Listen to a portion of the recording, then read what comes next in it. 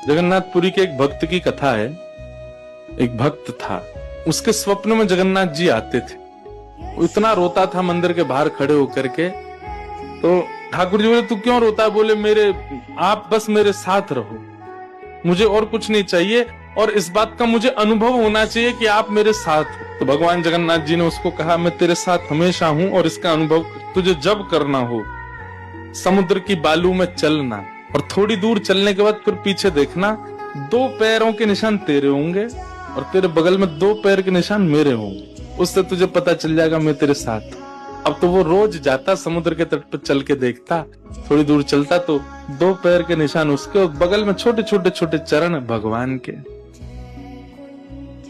इतना प्रसन्न रहता था। लेकिन ये उसके घर में कोई घटना घटी, माता जी का देहावसन हो गया, बहुत कष्ट में आ गया, इतना पीड़ा में आ गया, रोने लगा, बिलखने लगा। अपनी माँ के जाने के भाव से तुरंत दौड़ करके गया। बोले, मैं मन को शांत करने का एक ही तरीका, पता चले जगन्नाथ जी मेरे साथ। अत्यंत पीड़ा में था।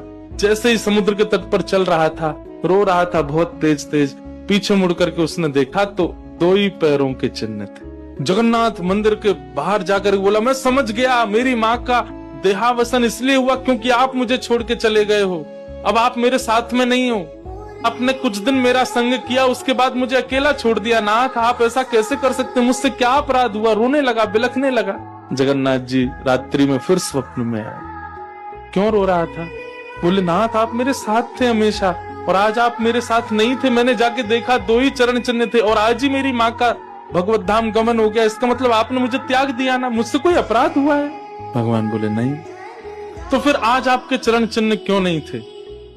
भगवान बोले, कल तक मेरे चरण चिन्ह थे क्योंकि तू भी चल रहा था और मैं भी चल रहा था, परंतु आज तू पीड़ा में आ गया तो तुझे गोद में लेके मैं ही चल रहा था। वो मेरे चरण चिन्ह, तेरे नहीं, वो मैं ही हूं।